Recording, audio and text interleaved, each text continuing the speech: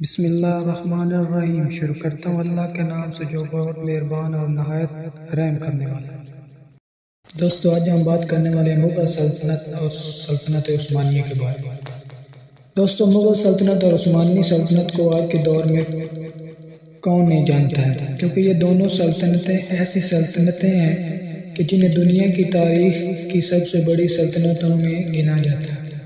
جہاں ایک طرف مغل سلطنت کی بنیاد 1526 میں ظہیر الدین بابر نے رکھی تھی، تو وہیں دوسری طرف سلطنت عثمانیہ کی بنیاد 1299 میں ارطغرل غازی کے بیٹے عثمان غازی نے رکھی تھی۔ حالانکہ یہ دونوں ہی سلطنتیں ترک نسل سلطنتیں تھیں، یعنی ان دونوں کے حکمران ترک نسل سے ہی تعلق رکھا کرتے تھے۔ مغل امپائر اپنے دور میں دنیا کے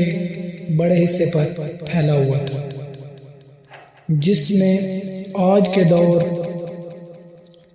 کا بھارت، پاکستان، بنگلہ دیش، افغانستان، نیپال اور میانمار جیسے ملک شامل تھے۔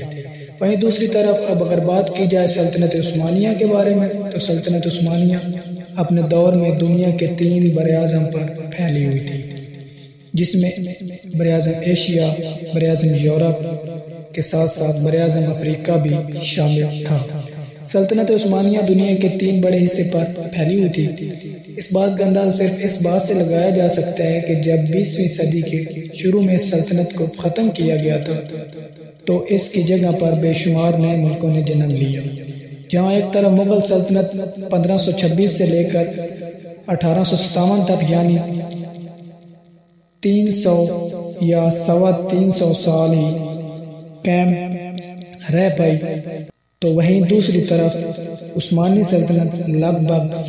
625 سال کے ایک لمبے دور تک اس دنیا میں موجود رہی تھی۔ حالانکہ ان دونوں ہی سلطنتوں کو اپنے دور میں حد سے زیادہ امیر مانا جاتا تھا۔ فی الحال اب بات کرتے ہیں کہ ان دونوں سلطنتوں کے بیچ کے رشتے کے بارے میں، یعنی مغل اور عثمانی سلطنت کے بیچ رشتے کیسے ہوا کرتے تھے۔ کیا یہ دونوں سلطنتیں آپس میں ایک دوسرے کی دوست ہوا کرتی تھی، یا پھر ان دونوں کے بیچ بہت خطرناک دشمنی بھی تھی؟ تو سب سے پہلے ہم آپ کو یہ بتاتے چلیں کہ سلطنت عثمانیہ کے دور میں دنیا کی ہر چھوٹی بڑی مسلم سلطنت عثمانیہ کا ادب اور احترام کیا کرتی تھی، اور اس کی سب سے بڑی وجہ مکہ اور مدینہ جیسے پاک شہر سے، کیونکہ یہ دونوں شہر بھی سلطنت عثمانیہ کے انڈر ہی میں آیا کرتے تھے۔ مغل اور عثمانی سلطنت کے بیچ دوستانہ رشتوں کی شروعات دوسرے مغل بادشاہ یعنی ظہیر الدین بابر کے بیٹے ہمایوں کے دور میں ہوئی تھی، کہ جب سلطنت عثمانیہ نے سید رئیس علی کو ہندوستانی کیپٹن تعینات کیا تھا۔ سید رئیس علی کا نہ صرف مغل دربار میں بڑی شان و شوکت کے ساتھ استقبال کیا گیا تھا، بلکہ مغل بادشاہ ہمایوں نے ایک لمبے وقت تک کے لیے ان سے ملاقات بھی کی تھی،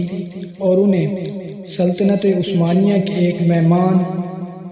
کے طور پر بھی قبول کیا گیا تھا۔ دونوں نے بیٹھ کر ایک دوسرے کی سلطنت کے بارے میں بہت سارے سوال جواب اور تعریفیں کی،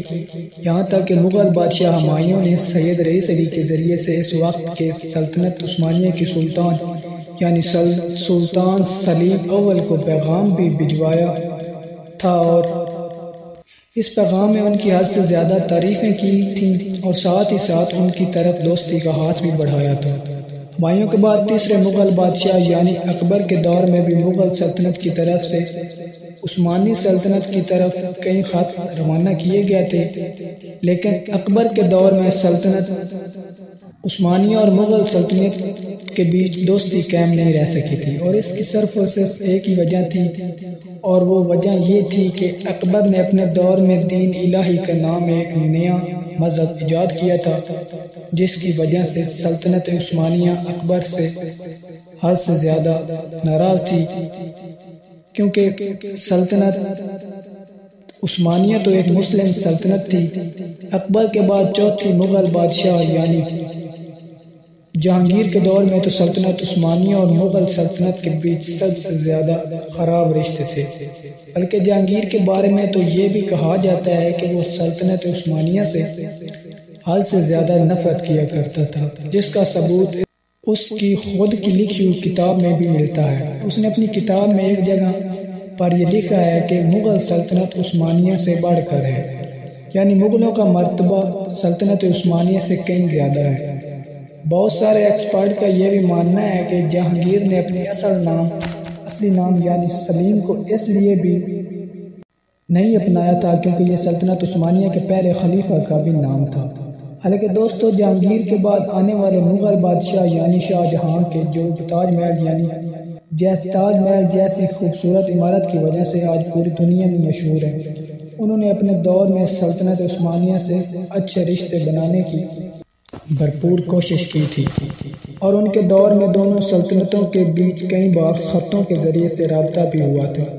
شاہ جہاں نے عثمانیوں سے ان ایرانیوں کے خلاف فوجی مدد بھی مانگی تھی کہ جن ایرانیوں نے مغل سلطنت کے ایک علاقے یعنی قندھار پر قبضہ کر رکھا تھا۔ شاہ جہاں کے بعد جب اورنگزیب عالمگیر کی حکومت آئی تو حالات کافی بدل چکے تھے۔ سلطنت عثمانیہ یورپ کی کئی ریاستوں سے اپنا وجود بچانے کے لیے جنگ کر رہی تھی۔ عثمانی سلطنت نے اس دور میں یورپ کی سلطنتوں سے جنگ جیتنے کے لیے کئی مسلم سلطنتوں سے مدد بھی مانگی تھی، جس میں ہندوستان کی مغل سلطنت بھی شامل تھی، لیکن مغلیہ سلطنت کی طرف سے اس دور میں بھی عثمانی سلطنت کی کوئی خاص مدد نہیں کی گئی، اور اس کی بڑی وجہ یہ بتائی جاتی ہے